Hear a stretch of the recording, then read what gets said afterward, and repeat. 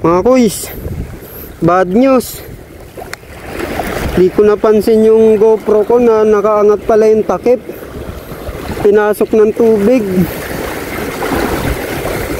Patay tayo dyan. Nahulog pa yung takip. Yun oh. Di ko na malayan na nahulog. Shit. Sira.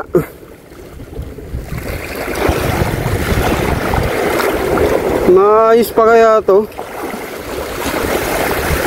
Di ko napansin.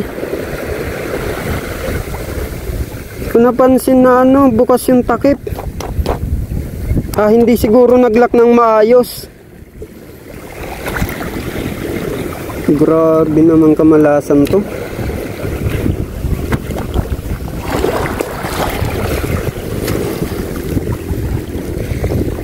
Di ko na malayan na hulog pala yung takip. Tapos lumusong ako. Napuno ng tubig. May battery. Malas naman. Ay nako. Cellphone gamit ko ngayon mga kuys. Waterproof naman tong cellphone ko. Ayos lang yan. Ito yung huli ko. Kala ko may video. Yun o. Isa pa lang. Hindi siya nakuhaan. Malas. Grabing kamalasan ko ngayon ah. Una na paso yung paa ko. Ngayon na damage na naman yung GoPro ko. Ano ba yan?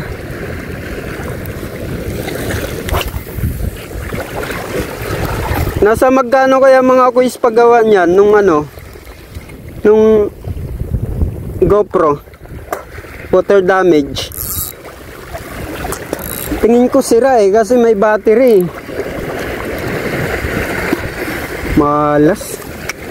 Hindi ko napansin. Ba yan? Natamad tuloy mag-fishing eh.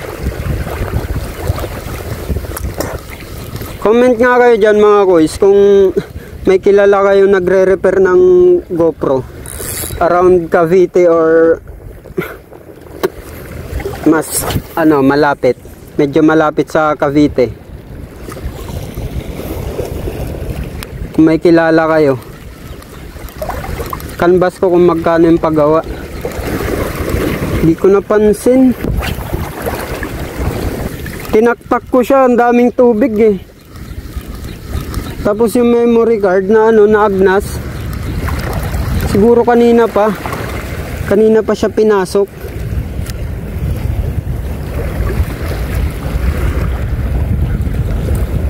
Grabe naman kamalasan to.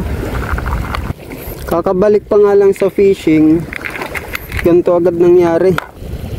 Check ko siya mamaya pag ahon ko rito kung mag-on pa siya. Kaya lang malabo na mag-on to eh. Na-damage talaga siya. Na-damage siya ng malala.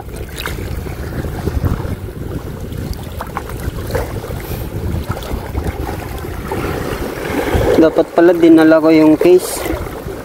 Waterproof case.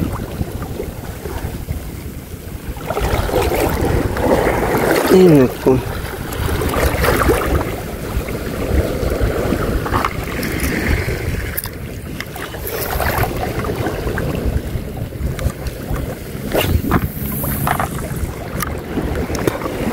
Malas. Iyak malala.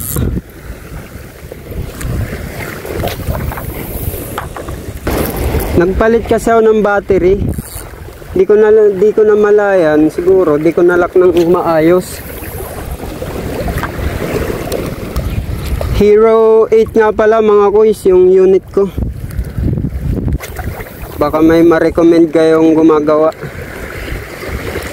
Tsaka magkano yung paggawa nyo kung may ganto kayong senaryo. Nakakatamad tuloy mag-fishing.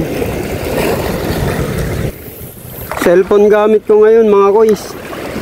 Waterproof naman to eh. Kaya lang nalulungkot ako sa GoPro ko. Kakabalik pa lang eh, ganito agad nangyari. Shoutout nga pala sa mga bago nating kaibigan sa YouTube channel mga kuys.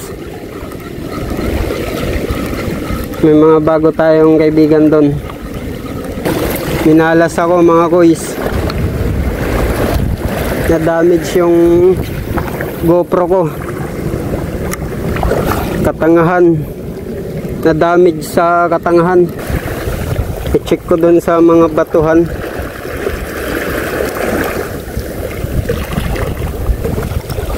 Punta muna ako ron sa batuhan.